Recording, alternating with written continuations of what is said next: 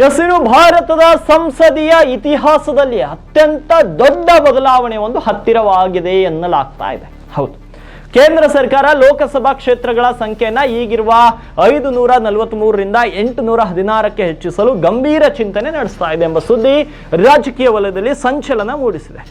ಅದರಲ್ಲಿಯೂ 2011ರ ಜನಗಣತಿ ಆಧಾರದ ಮೇಲೆ ಕ್ಷೇತ್ರಗಳ ಪುನರ್ ವಿಂಗಡಣೆ ಅಂದ್ರೆ ಡಿಲಿಮಿಟೇಷನ್ ಮಾಡಿ ಮಹಿಳಾ ಮೀಸಲಾತಿಯನ್ನ ಶೀಘ್ರವಾಗಿ ಜಾರಿಗೆ ತರುವುದು ಈ ಪ್ಲಾನ್ನ ಹಿಂದಿನ ಮುಖ್ಯ ಉದ್ದೇಶವಾಗಿದೆ.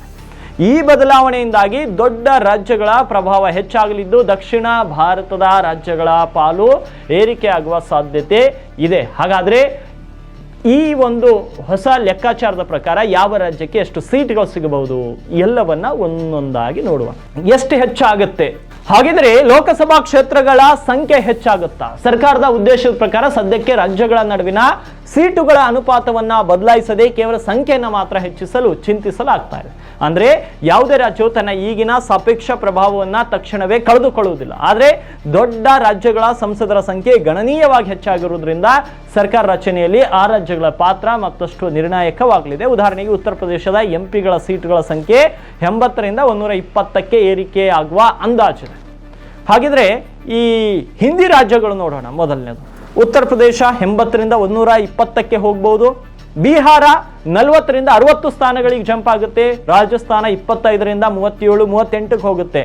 ಮತ್ತು ಪಶ್ಚಿಮ ಮತ್ತು ಮಧ್ಯ ಭಾರತದಲ್ಲಿ ಮಹಾರಾಷ್ಟ್ರದಲ್ಲಿ 48ರಿಂದ 72ಕ್ಕೆ ಸ್ಥಾನಕ್ಕೆ ಹೋಗುತ್ತೆ. ಉತ್ತರ ಪ್ರದೇಶದ ನಂತರ ಮಹಾರಾಷ್ಟ್ರ ಎರಡನೇ ಅತಿ ದೊಡ್ಡ ಕೊಡುಗೆ ನೀಡುವ ಸ್ಥಾನದಲ್ಲಿದೆ. ಗುಜರಾತ್ 26ರಿಂದ 39ಕ್ಕೆ ಹೋಗುತ್ತೆ.